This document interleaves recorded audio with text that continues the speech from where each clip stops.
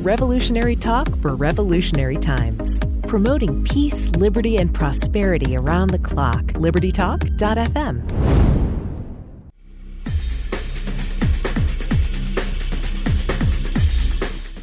Welcome to Living in the Solution with Dr. Elena George. Today we have a return guest, someone I'm looking forward to speaking with, because we had a wonderful conversation about the GAPS diet and the GI tract and how that's integral to health. And we had so much to talk about on that topic that we didn't get to another topic that I think is very timely and important. And that's the topic of toxic homes and mold. I live in the South, and part of our problem down here is the moisture. And I'm seeing patients more and more come into the office with these vague complaints, everything from brain fog to GI problems, and of course, allergy and sinus issues. And I've become more attuned to, we have to think about our environment more. And I don't think we know much about this. So I'm looking forward to speaking today with Ms. Jennifer Scribner. She's a functional nutritional therapy practitioner, a certified GAPS practitioner. She trained under Dr. Natasha Campbell McBride in 2011, and her specialty is helping people learn and follow the GAPS diet to address autism and complex digestive and autoimmune conditions. She's the author of From Mac and Cheese to Veggies, Please: How to Get Your Kid to Eat New Foods and End Picky Eating Forever, and Stay Sane in the Process and the Navigating of GAPS Daily Journal, 90 Days of Tracking Patterns and Progress on the GAPS Nutritional Protocol. And you can go to her website, bodywisdomnutrition.com, to learn more about her and also her work. So, Ms. Scribner, I'm looking forward to our conversation. I want to thank you again for taking the time to come back on. Thanks. I am really excited to talk about this, as there are topics that are really close to my heart and things I've been learning about through personal experience as well. Well, why don't we start off with your personal experience? What was your entree into this important aspect of our health? Well, when it came to toxins in the home, I always felt like I was, it was in my awareness. I wanted to live environmentally. I wanted to know about those things, but I didn't really quite understand it because of the greenwashing that goes on in the industry when it comes to products that are used to clean your home and put on your body. I was often choosing things that had a nice sounding name, or it would say natural on the bottle. And when I got into my 30s and I was having my own health issues, and particularly still experiencing acne, I had to kind of take a deeper dive into what that meant for food, but also what that meant for the potential toxic burden that I was exposed to on any given day. And that's when I really kind of dug into the research and started learning that there's more to the story than what shows on the front of the bottle, and that we really have to be critical about what ingredients are actually in the back of the label, and that there's different regulations for products than there are for foods. For example, when something would say natural or organic, that could mean something really different. And that was, when I changed my food, I kind of took the next step and looked at changing my products. And so many of the things that I thought were natural, were healthy for me, that came from, brands that I thought were healthy. It was like 80% of those things I ended up, throwing away or phasing out over time, and really starting to understand how our skin absorbs things that we're exposed to, and why having things that we could, eat or nearly eat is important to use on our skin and body and in our home environment. When you say that you're reading these labels and they sound really healthy and we put our trust in them, I would think that organic means that it's safe. It's actually kind of frightening that you really can't read these labels or just look at the label itself and not read the ingredients and hope for the best. I mean, what are some of the things that people need to look out for then? Obviously, it's not the label anymore. What's a couple of ingredients that you should absolutely stay away from?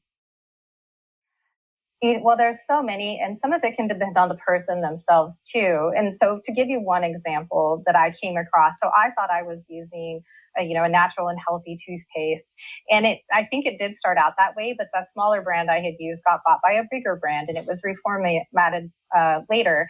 And it included, fluoride, which is something that is not healthy for the thyroid gland, for example. It's something that's often in our water as well. And since I was running borderline, low thyroid, that was something that I wanted to avoid in toothpaste, avoid in water, avoid these excess sources, much less is not something that actually helps us topically in any way as adults. And we're always swallowing a little bit of everything, every time we brush our teeth, there's that little bit of microingestion. So that was something that was on my radar. But another thing that will come up for people, especially when there is something like canker sores in the mouth or any type of those, sensitivities within the mouth and the gums, is that a lot of people will be sensitive to the ingredient sodium lauryl sulfate or sodium laureth sulfate. There's kind of two versions of that. And just eliminating that ingredient alone in toothpaste can make a world of difference for people who are just getting these little mouth sores and they don't know why. And often they feel like it's something related to food, but it turns out it's this thing that they're using twice a day, brushing their teeth, not just the fact that they may be eating citrus or something else like that. That's really good to know. Actually, I will use that tidbit in my practice because there are patients that come through, you're not sure exactly what it is, and it's a recurrent issue, but they're otherwise healthy. That's a really good, thank you for that little pearl. It's funny how people just take for granted everything that they're eating, whether that's fast food, whether that's things that they buy over the counter, in the grocery stores. I think a lot more thought has to be put into what we put into our mouths, what we choose to eat. And it's getting tougher. Did you hear that the FDA, I think they've approved this, I guess they're lab grown meat.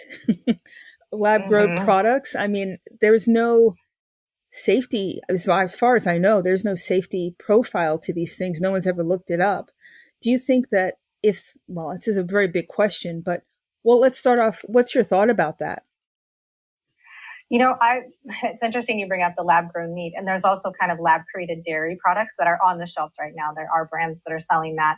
And I really went down the rabbit hole on the lab-grown meat thing because I'm really curious about that as an alternative option, about the safety, those type of things. And when you really, really look into it, it just seems like a pipe dream to me. The cost and the environmental resources that are required to create lab-grown meat are just absolutely astronomical.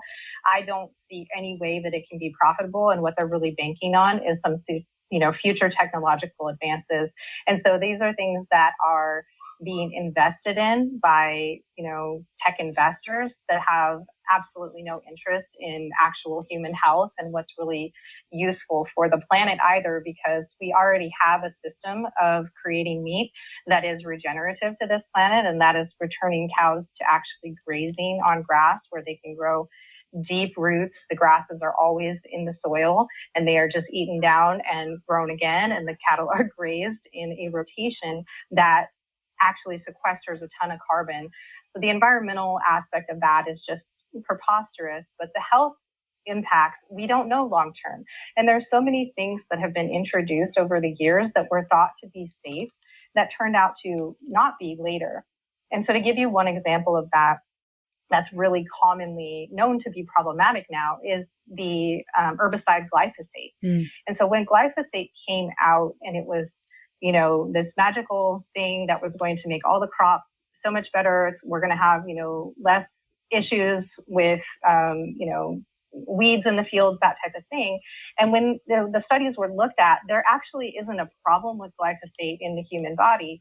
But where glyphosate is a problem is that it disrupts a certain pathway within our microbiome. So within the gut, the flora that live there, glyphosate impacts that, but not humans directly.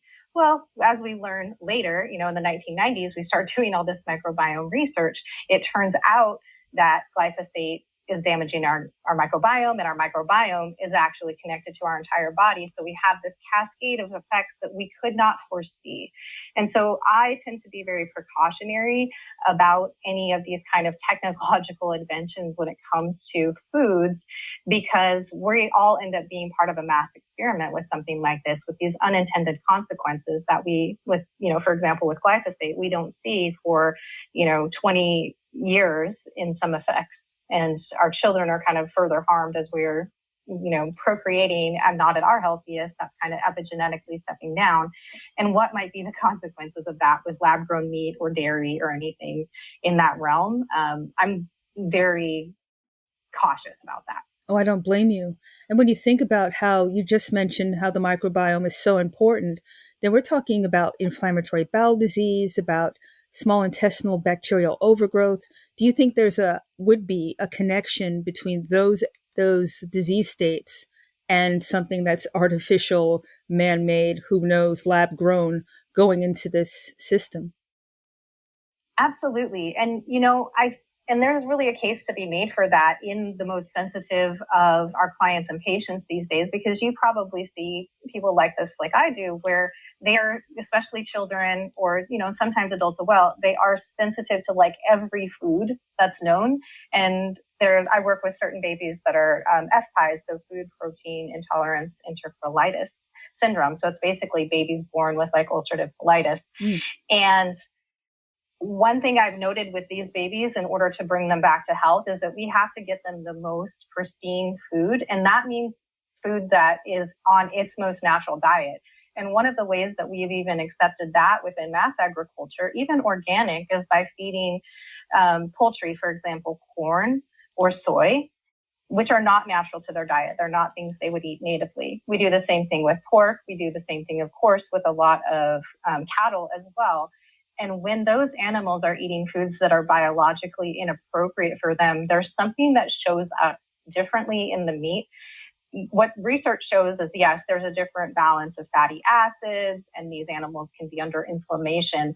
But what I see in the people I work with is that they will be highly sensitive to the meat of this animal, but not the meat of the same animal that is raised in its more ancestral way.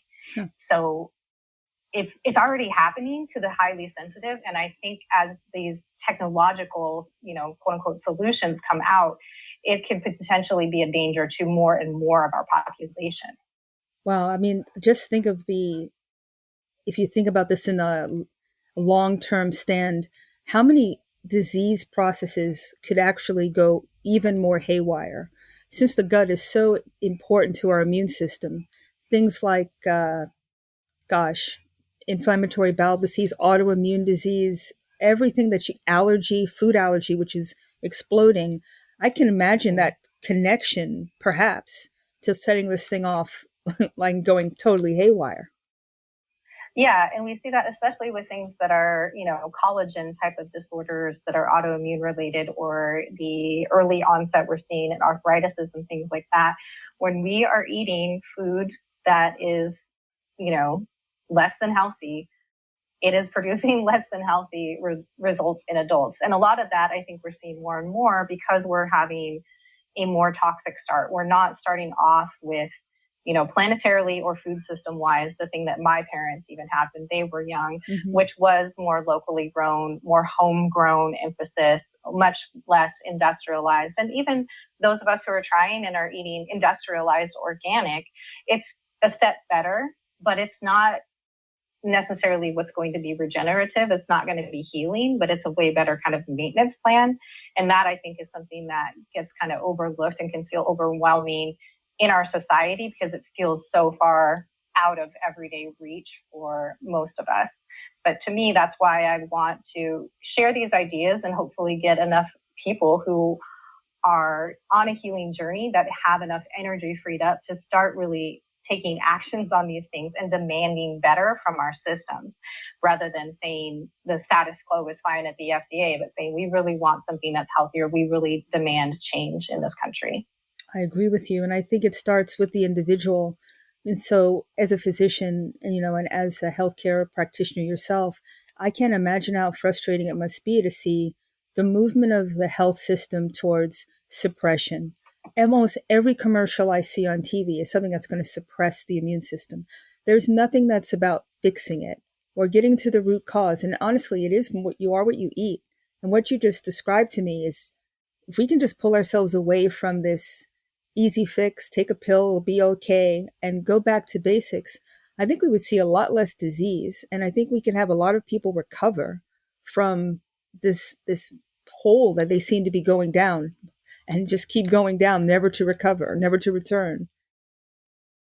Yeah, and it really is, that individual awareness, that individual choice. And also we have to shift our own mindset because we now are trained to want that quick fix. Mm-hmm. And nature doesn't work quickly. So when we really start reclaiming our house, we start eating natural foods, we start changing out products in our home, we don't get an overnight success. We don't get results in 2 weeks necessarily. Yes, we may see some, but the long term, it unfolds as things do in nature, where it's going to take some time and it's not going to be exciting every single day. It's really the additive impact of positive nutrition, less toxicity in our environment, working on our own mindsets, making healthy choices with the faith that it is going to lead us to something better without expecting that it's going to be immediate or it will take this, supplement instead of this pill and we're going to feel automatically the same. There's a lot of that. We want to swap it for something more natural, but also have it really fast. And I feel like that's something we need to kind of rewrite within our consciousness and have a realistic expectation of what the human body can do naturally isn't overnight. No. And everything that's worth it does take work. And it's a process, and it's not, you can do it for a week and then everything is great. It's a lifestyle choice, isn't it? Yeah, and that's kind of what I try to remind my clients of as well is, like you say, the things that are really worthwhile are generally not quick and easy. If you think about college, if you think about marriage, if you think about your career, there is some level of putting in time and effort and waiting for that payoff and, keeping your eye on that prize. None of that stuff that we hold most valuable is the stuff that comes so easily. I would absolutely agree. I know we're going to transition to our environment and especially our house. So let's take our first break because I want to make sure we have enough time to speak about mold and toxic homes and what that really means. So let's take our first break. You're living in the solution.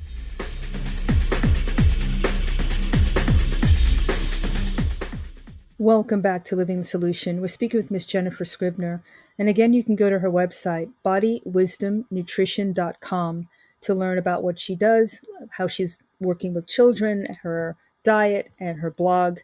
And before the break, we were talking about food that we're eating. And that's something that we can have a little bit more control over our choices. But what about our homes? I mean, you think about all the things that go into building the home and the insulation, all these things that potentially can be toxic, and also moisture and mold. I think that people think of mold as really something that you can see or smell, but is it always that way or can it be silent? It can absolutely be silent. Often there may be clues, but they might be really subtle and it's easy to overlook them and it's easy to want to turn a blind eye because I think we all have this fear that when we open that can of worms, it's really going to be a huge hassle. And honestly, sometimes it is, but it's not an ignorance is bliss situation because it can have really serious health impacts on people, whether they, have awareness of it or not. And so this is one of those things that when people are doing the right things, they're really making those efforts to eat healthy and, keep their homes non-toxic, and they're still not seeing forward movement or they feel like they really hit a plateau. This is always something I circle back to with them and say, is there any possibility of this? Can we do a testing to rule this out? Could there be a potential hidden source? And many people say, oh, I think that there is in this one area, but I just haven't had, the will to address it. But some people really don't know. And it's only through like a dust sample test that they might identify that there is an issue and then have to kind of pull in the clues from there as to finding the source of it. So when you say dust sample, that means it's not on a surface, it's actually airborne then, right? Yeah, so there's something that's called ERMI testing, ERMI, and that is taking like a Swiffer and essentially collecting dust samples from a certain, area in your house or one floor of your home and finding what is circulating, what is settled. And so sometimes it may be, for instance, in somebody's HVAC system. And so they're not seeing a specific active growth, but they find that there are spores or mycotoxins all over their home because of that. And it may not have had a smell, it may not have been obvious, but this can identify that type of growth. Interesting. So let's say you are exposed to mycotoxins. What makes them so toxic, for lack of a better way to put it, as opposed to just an allergy to dust or to pet dander? What turns on the immune response with them to such a degree? Well, like with anything, it depends on the person too, because not everybody has the same sensitivity level, and it can trigger different things in different people. And so I don't know. There's a lot of talk about it, and I don't know that it's more toxic per se than other types of toxins. It's more that certain people are sensitive and it's largely overlooked. And one of the issues is that it doesn't just get washed away, and that when mold is, quote unquote, killed, it doesn't mean that the toxins are gone. And so often people will think, oh, I saw some mold and I sprayed something on it and therefore it's dead and gone.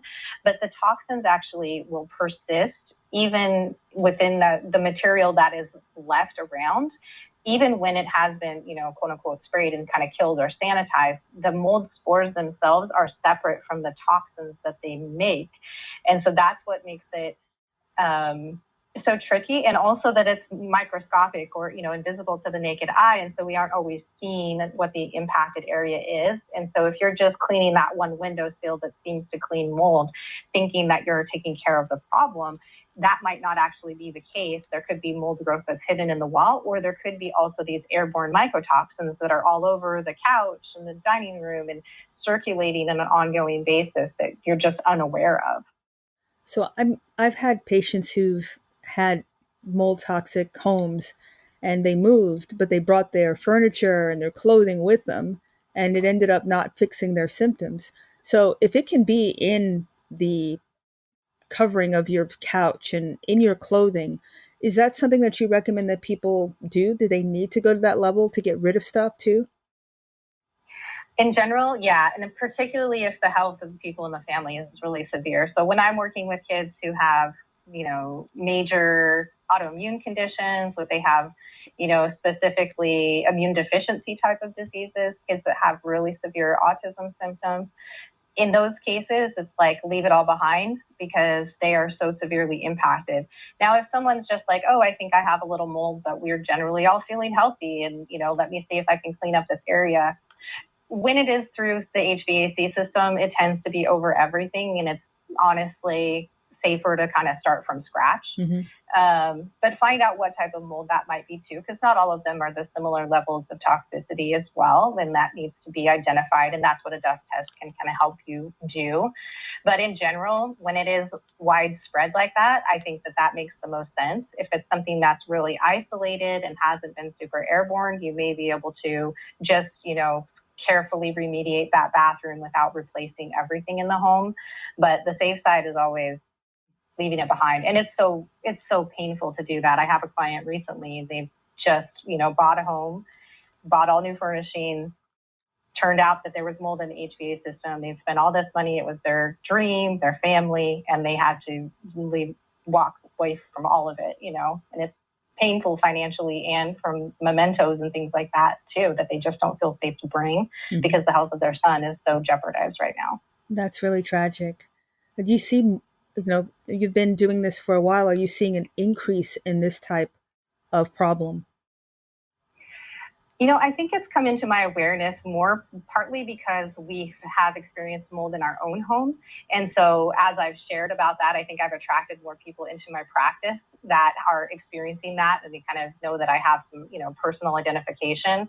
But it's something I've seen throughout time with my clients. And like I said before, it's really that kind of thing where it's like, oh, you have Crohn's disease and, you're 60% better, but something's really just not completely crossing over to get you that next level. Or for people that have those chronic sinus infections, they had sinus surgeries and it hasn't helped. It's always like, okay, what's going on in the home? That's where we want to see it. When somebody is experiencing Lyme disease, it's always another test I want them to run, because certain things, bleeding eczema, there's a handful of conditions that to me, there's always a red flag. Like we need to double check that. People who are debilitated by dysautonomia or, nervous system conditions to the point where they can't work. These are things I want to rule out. So I do find that more common, but it may just be that it's more in my awareness than it was early in my practice. Is it something like for someone suffering from POTS disease? Is that a patient that you would want to look into this type of exposure? Yeah, especially if it seems like something shifted, specifically when they moved to a place, or for people who tell me that they feel good when they leave their house and they're always sick at home. That to me is always a flag, because you can pass it off as like, oh, that was a vacation, so I was more relaxed. But that doesn't always give you the whole explanation, especially when it is you went on a work trip and you still felt better. It wasn't just that, trip to Mexico that made you feel better. Those are times where I really want people to at least rule that out. And it's not always an issue, but it feels better to rule it out than to wonder and know that there could be something that's kind of like festering there. Totally. Especially something non-food that can be addressed. Sometimes that's honestly easier and a relief. I got you. So my next corollary to that question is when they do have the exposure, what happens when you clean out everything? Or first of all, is there a company, or I know you mentioned getting a sample of a dust sample. Is there a company that you'd recommend to actually get it tested? Because that's really hard. People have asked me, and I don't exactly know where to send them. You send them online, but who knows, if they're all created equally.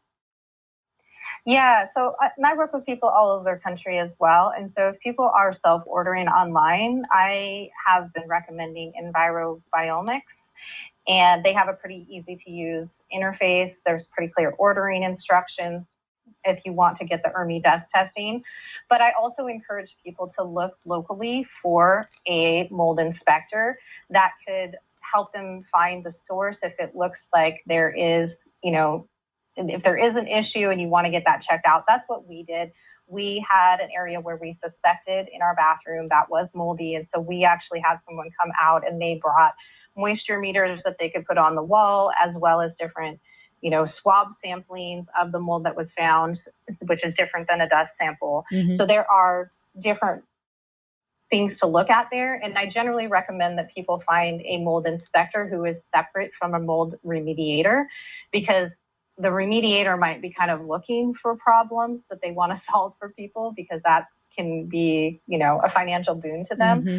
And different states have different laws about if the person has to be separate for an inspector and a remediator. And I think it's just safer to have a inspector who is separate, and also an inspector who is familiar with what's called CIRS, chronic inflammatory response syndrome.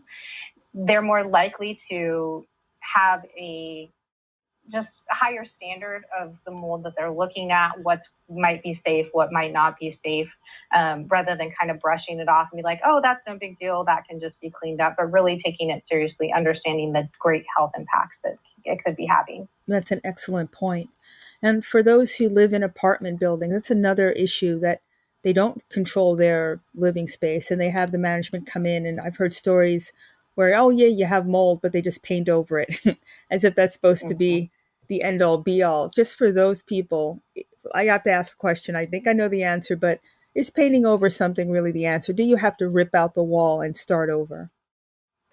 Yeah, and it's kind of tricky. I mean, I almost feel like in a rental, it's kind of easier because you can pick up and leave easier than when you own your house. Because when you own it, you're on the hook for all of it. But I will also say, when we were looking through mold remediation products, you will find reviews from people online who are apartment managers and say, oh yeah, I cleaned this and we passed that mold inspection test without doing remediation. And remediation means that they are removing the impacted materials. So that means taking out the drywall and sanitizing any of the beams that cannot be removed, and then putting on new, making sure that it's dry, and fixing any leaks that may have happened. It would also include removing the carpet, not just running a carpet cleaner over the impacted area. And so it's complicated like that. And that's one of the things, like I have a client right now who's looking for a new apartment, and she has than doing the ERMI testing when she does an apartment walkthrough before she puts in her application, that she does it and puts it on a rush turnaround to try to find out, is there actually hidden mold in this apartment, because she's really impacted by it. So if it's serious, you kind of have to take those more serious, and it can be costly, but it's better to be safe in these situations. I agree. You don't want to be in a position where you have to get rid of everything that you love. So we talked now about the environment. What happens after you've been mold exposed? Do you actually have to detox yourself? So it's actually inundating your system. Is that a thing? Yeah, and the thing is that it puts a lot of burden on your own detoxification system, and it tends to back up kind of the processes that are happening in your liver. And it's, again, this is not something that can be done all at once, or it's not like, oh, I moved out of that place and 2 days later I felt better because I stopped the exposure. It's really about supporting your body to make sure that those detoxification processes are online, and that you are we always talk about your pathways being open. So are you pooping? Are you peeing? Are you sweating? Making sure that things can leave your body effectively. And then there may be binders that can be useful. I think infrared sauna is very useful for people who've had mold exposure.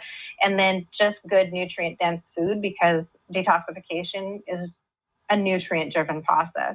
And so making sure that there's a focus on that, and that you're avoiding other things that could be inflammatory or other chemicals that might be bogging you down, but really knowing that it's going to be kind of like a day-to-day, slow over time detoxification. Well, when you say, from, using supplements and using your diet, are there foods you need to stay away from? For us, when we ask patients to avoid certain foods if they're allergic, like for mold, for example, we ask patients to stay away from things like almonds and watermelon and coffee and things that are actually can cross react from an allergic standpoint. Does that also, is that something that exists in this detox mechanism as well? Mm-hmm. Yeah, and one thing I find is when people have been living in a moldy environment, that they will be hypersensitive to things smelling like mold. And so that's one of my kind of most useful things that I tell people is, if you open something, or if you choose something at the grocery store, like say you pick up some mushrooms and they smell moldy, or you open a can of sauerkraut, which is something that I'm always advocating that people eat fermented foods. But if you open something and you smell a whiff of it and it's moldy to you, avoid it. Don't ask other people what they think about it, because they're not going to have the hypersensitivity level that when it's within your body, you're going to notice that immediately. You're going to be the one who shows up at the cabin that you rented, immediately walk in and be like, ooh, it smells musty in here. And other people might not notice it. Trust your body in those situations, as well as avoiding the things that are often contaminated. Things like peanuts that generally have mold on them are also wise too. Okay, that sounds like an excellent plan. Any problems with drinking alcohol, like wine, for example? I am not a huge fan of people drinking in general when they're trying to heal, because things that are intoxicating, it's right there in the word, it's a toxin. And we want to take a break from toxins while we are allowing the detoxification system to kind of catch up. So I feel like limiting that is really important. And on the subject of wines and alcohols, they are really similar to perfumes, where they can have 25 things on the label, and they are in the ingredients, but it doesn't have to be on the label because it's considered proprietary and generally safe. So that can be a whole other subject to be really cautious about, and making sure that if you are drinking, that you're choosing a really natural wine. That is the term that describes natural in the winemaking industry, or really vetting the company that you're looking at buying from to make sure that it is, a pure product, not a concoction, essentially, with red dyes to make the, color you expect of that type of wine, for example. I had no idea all that stuff went on with winemaking. To make it sounds horrible. It's like the food coloring to make the meat look red. I mean, I didn't know they did that in wines as well. Yes, absolutely. And I think that's part of why people will feel so ill easily from certain wines, and the quality can really matter. And it's not about expense by any means. It's about the quality and the naturalness of the processing versus the kind of lab concoction. And Jeez. it's just like anything. We envisioned natural winemaking, people stomping with their feet in a, large barrel with grapes, and then that's fermenting. And that's not how it's really made today for the most part. It's also really industrialized. It's really scary. I mean, it's like you have to grow it yourself and have a direct connection with a farmer and know exactly where Mhm. your food's coming from. It's this supply chain is affecting not only products but our food supply as well. And I can only imagine whatever else they're going to try to put in, as we talked at the beginning of the show with this lab-grown meat. I can only imagine what they're going to try to put into it to make it look real, taste good. It's just, it doesn't, it's not food, basically. Yeah. And why have the simulation when we do have the original ideas that we can go with? And we have to be willing to pay what those things cost. We have to be able to respect our food, respect the people who are raising that food for us. And I'm a huge advocate of knowing at least some of the people who are producing your food. It's really difficult to know all of it, but there are people who are raising food all over the country. And if it's just a handful of things you're getting at a farmer's market where you can visit, you can talk to that person. If it's, raw milk that you're seeking or you're getting a meat share, you have that direct connection. You're going to know, and they're usually going to take a lot of pride in, you bought this cow, that's the cow you're getting. You're not getting 500 cow crunched up into some ground meat and then all mixed up together. And those things can really, that transparency to me makes a difference, and it's making the world that I want to live in when it comes to food that supports human health. I absolutely applaud that. So, from a consumer standpoint, you're really very savvy.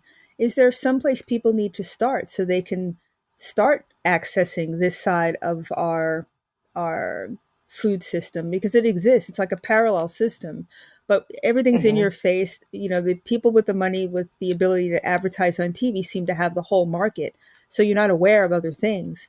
How can people start the process of looking for family farms, having shares, really getting involved? And actually, I think it's cheaper a lot of the times when you actually have this one-on-one relationship.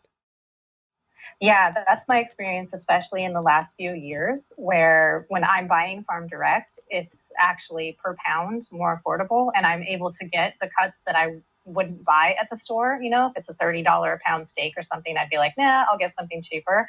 But I get a whole variety when I get a part of a cow share, for example. So there's a number of ways that you can start finding food like this. And the simplest and the most direct is often, if there's a farmer's market in your area, to go there and, speak with someone, and they might be selling things by the cut there, but do they offer shares? Do they offer farm tours? Do they, want to offer different products that maybe they don't bring to that farmer's market? So that's the way that you can go and kind of meet different people directly and see what's available. There are also organizations that you can look through. Like I really appreciate the work that the Weston A. Price Foundation does. They put together a shopping guide every year for their members. That is actually a physical booklet, and it's all divided up by different types of food.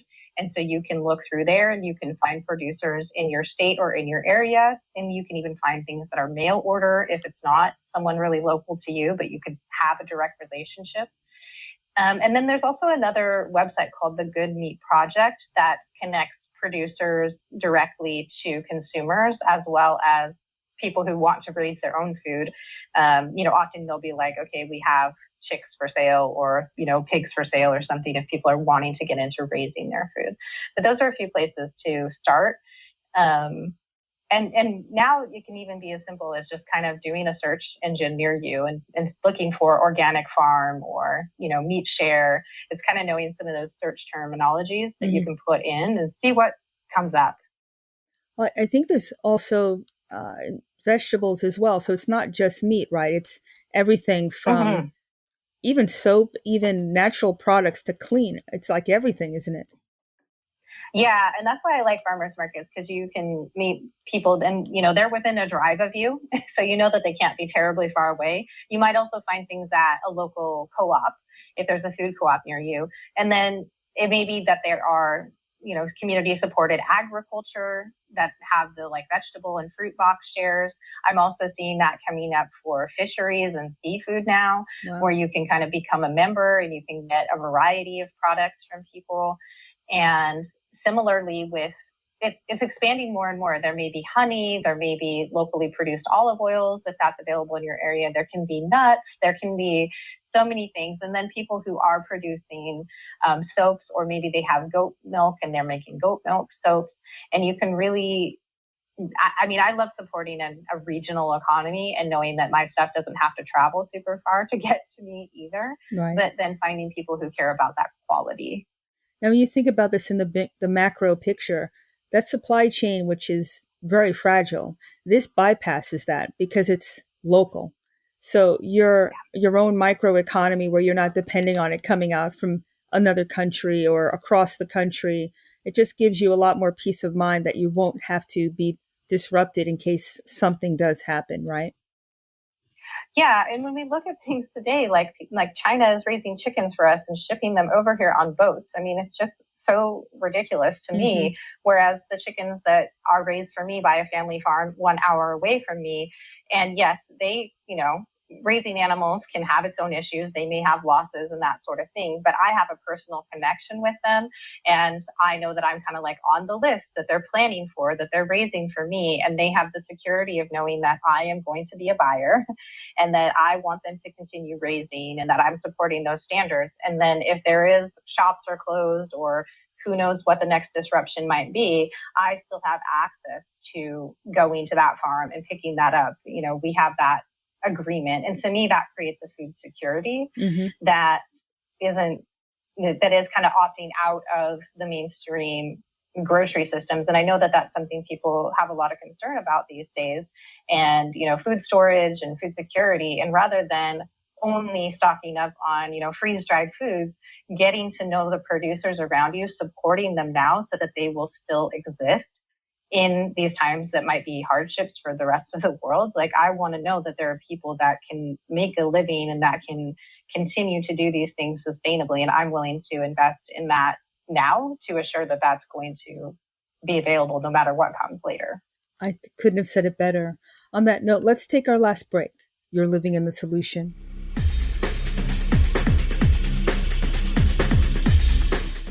Welcome back to Living the Solution. We're speaking with Miss Jennifer Scribner. And before the break, we talked a lot about everything, which is really important. It's just taking this big picture approach. It makes it so much less intimidating. And before we started talking about the food, I wanted to backtrack a bit to mold. Is there a connection? And I'm just curious because everybody's wired with 5G, wireless, this and this. Does that affect mold growth or the I wouldn't know the toxic level, but at least the mold inflammation level on the body? It seems to, yeah. And I'm not really super educated in this area, but I've definitely heard talk about that and that there can be an increase with those things together, that there is some sort of influence there. And that can be another area where people can be affected by something that is a toxin in the home. Maybe they don't have mold, but maybe they have a lot of exposure to electromagnetic radiation, either within the home or outside the home, depending on where you live, what's available in your neighborhood, if you're in an apartment building with, towers attached to it, that type of thing. So that and it is a whole other level of stressor to the body that it can be too much. There's so many different factors there. And particularly when these things get stacked upon each other, if you have potentially mold in your home, you have, a cell phone tower next door, or 5Gs are going up on your buildings, and you also have, toxic dryer sheets that you're using in your own home, or you're burning scented candles all the time. These things are all additive, just like healthy choices are all additive. And so sometimes it can be that one thing that kind of broke the camel's back that pushes you into really poor health, and needing to mitigate many of those things is actually what brings you back into balance. It's really, again, the more you think about this, the more everything that's convenient seems to be, a positive and a negative, and you really have to start weighing them, because at some point, you're right, you end up having more negatives than you do positives, and you've just on a disease track at that point. Is the first thing that people who aren't feeling well, honestly, listen to your body. I would think that's the first thing. What about a relationship with your physician or your practitioner? How does this play a role in it? I mean, these diseases that we've talked about are very difficult to treat. They require time to listen to the patient, to actually make a differential. Do you think that the patients, and I think I know the answer, but how did this affect the patients with these complex diseases? Because the healthcare system is based on a 7-minute in and out, give a prescription. Do the patients need to want more? Do they need to look for someone like yourself, somebody who can look at the whole body on a cellular level and have the tools to actually not poo-poo the patient? Because I would think a lot of the people who come to see you must be extremely frustrated because they've been pushed off as it's psychological, you don't really have it, get out of my office, that kind of attitude. Yeah, and sometimes it's just like, well, this is all we can offer you, and that's not acceptable to the person. And they're like, I just can't believe that I am supposed to live with this. I believe that there is another answer, and they're willing to find it. They're willing to have faith that that exists. And so I think it can be complementary, and sometimes people opt out entirely, but there's always another option. That's what I encourage people. There's always another layer. It's not a linear process where you only do one thing and that leads to this. With the body, there are these multiple layers. So having a practitioner that you feel like you really mesh with is important. I know for me, when I'm having an intake session with somebody, we're talking for an hour and a half. Sometimes I'm the first person that's listened to their whole story, and that in itself is therapeutic. Just to feel like you've been heard, that you aren't crazy, that you believe that their health can be turned around. For me, I have ultimate faith in the human body, and I believe that there is a blueprint that we are endowed with, that the body is self-healing. And so I'm not afraid of, certain conditions that other people would say are incurable. I'm like, I can't say it, anything can be cured, but I believe that the body can always be bettered. And I believe that about every single condition, no matter how, severe, genetic, whatever. I think that there's always something better. And my belief and the beliefs that you have about your own quality of care and the practitioner that you work with, maybe that's a placebo effect, is just the belief, but I think we should use that to our advantage. And so having any type of practitioner that you feel like you really resonate with, that you really have faith in, and they have faith in you, is a healing relationship and a potential for healing in your condition. I think that's very hopeful, and that to me is what real healthcare is about. It's about what you can do, not the limitations. There's abundance and there's possibility, and everybody's different. And I think the way you approach it is positive, and that's the beginning of healing. I think that's the crux of what it should be. Now, we don't have a lot of time left, but I wanted to go back to talk about a bit the gut and psychology syndrome, what we call GAPS. And there's so many diseases that are kind of nebulous. Some of the things that I've gone on your website and things that the GAPS diet might help are things that are like hormonal imbalances, which seem to be kind of running rampant. People getting their periods early, they're, from women's standpoint, men with low testosterone levels. Are these things that, instead of jumping on a hormone medication bandwagon, is that something that the diet could affect? Yes, absolutely. Because there's the role of inflammation that can be happening in the body that can disrupt our hormones. So there's also the role that the gut actually plays, and our gut flora plays, in helping making these hormones, making different, hormone supports, nutrients that are used within our hormonal system. So I believe diet plays a really big role in that. And also the foods that we're eating that provide the raw materials to make our hormones. So if you're not, for example, eating a healthy amount of cholesterol, that's the backbone to all of our sex hormones, to all of our, hormones, our vitamin D, all of that. So we need to make sure that that's in the diet. And so if you've been on a low-fat diet for a long term, or you have, cholesterol lowering medications that you've been taking, and you're experiencing these type of, sex hormone issues, those things can go hand in hand. And so how do we support that nutritionally so that your body just has these raw materials to make hormones. But the other thing I think plays a really big role that the GAPS protocol addresses, but often people only think of the dietary aspect, but we also really encourage people to be out in nature, to be out in sunlight, to be kind of communing with the elements, because there's a huge role that being a part of nature's cycles on a day-to-day basis plays in our hormonal regulation as well. And I think that's often overlooked, and it's really easy to live a largely indoor lifestyle or to avoid the sun or to be wearing sunscreen or hats and these things all the time and to not get the appropriate exposure to our skin, our eyes that also help regulate these systems. Interesting. So with sun exposure, the first thing I think about is vitamin D. Is that something that's integral in health?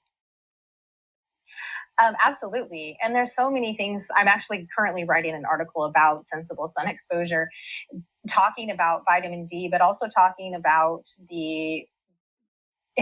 what vitamin D does in the body that's beneficial towards autoimmunity, towards cancer prevention, towards our immune system in general and boosting that. But there are other aspects of the sun, for instance, the creation of something called cholesterol sulfate that is also known to be supportive of, lowering inflammation in the body, regulating the immune system. There's much more to it than just vitamin D. There are ways that impacts the microbiome itself. So getting sun on your belly can actually help your digestive issues. Like there's a plethora of things that the sun provides that aren't only vitamin D, but definitely including that. And one of the things about sun exposure for vitamin D is that 100% of the vitamin D that you make on your skin gets utilized in your body because it gets bound to its receptor. Whereas even when you take a supplement, you're getting about 60% of that. And 40% of it just can't be used because oral ingestion isn't as effective. And when you get it through the sun as well, you can't get too much vitamin D through the sun. Your body will actually not allow that to happen. It will just degrade anything extra. So you can't overdose the way you can on supplements. So I'm a huge proponent of sun exposure and actually getting as much of our vitamin D as we can through natural sun. Imagine all the people who didn't go out during the height of COVID. I can imagine you're just like a hermit in your house and then no sun exposure, not bad enough you're not meeting with people and communing with other humans. But I mean, we really set ourselves back, it sounds like, from a health perspective over these last several years. Yeah, and I was very critical of these requirements to stay indoors entirely. I just thought that was ridiculous, especially you might be stuck indoors in a home that has mold, that has, toxic off-gassing, like that may not actually be a healthy place for you. And then you're also not getting sun exposure. And of course, when we're outdoors, we're more likely to be getting physical activity. That also boosts our mood. That helps with, the avoidance of anxiety and depression. Like there's so many layers to that are really important that I think led to the degradation and the vulnerability of people towards illness because of that, avoidance of others and avoidance of the sun and of being outdoors. So from the child's standpoint, the learning and social issues that we see running rampant in the schools, I'd like to speak to that for a second. It's such a complex thing. I mean, social cues, not being with your classmates, etc. But how is the diet playing a role in social problems and learning disabilities that seem to have really grown and mushroomed since kind of for a while now, but definitely over the last 3 years? Yeah. And again, I mean, I think there's something that's really grown over time because of nutritional deficiencies and even looking at what's, allowed and required in the school lunch programs. Tons of sugar, lack of natural animal fats, which provide our raw materials for our feel-good kind of chemicals, neurotransmitters, hormones to be made. So when kids are lacking cholesterol, they're lacking things like egg yolks, they're not getting vitamin A, they're not getting vitamin D from food in the winter. A pork lard, cooking with that is a great source of vitamin D for the winter. These are things that have fallen out of fashion. And when we are eating kind of industrialized foods in their place, we're adding things that are inflammatory that can cause disruption in the brain, disruption within the neurotransmitter system. And so it's not like it's just the lack, it's also that the replacement creates problems. And so it's, there's like a couple layers to this that can go on top of each other. And I think that that's something that's just been degrading over time, just with the kind of industrialization of our food. And one of the things that I've seen, when kids return to school after COVID is that they don't allow homemade snacks anymore, that's deemed dangerous. So people are bringing in even more industrialized little packets of food snacks that they want the kids to eat that are going to be, worse for health than something that is at least made from scratch, even if it isn't the most pristine ingredient. It seems like everything we try to do to make it easier on ourselves in the end makes it harder for our body and our brain to work the way it's designed. Time goes way too fast, but I want to make sure people know how to get your books, how to read your blogs, and how to interact with you. Yeah, thank you. My website at bodywisdomnutrition.com is the best place to find me, to find access to all of those things.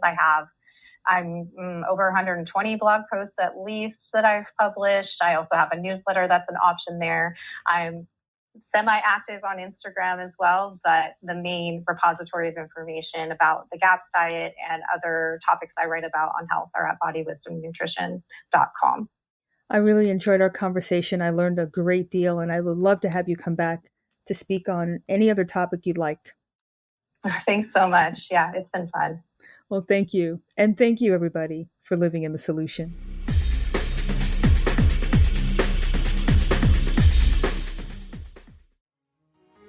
Revolutionary talk for revolutionary times. Liberty Talk FM.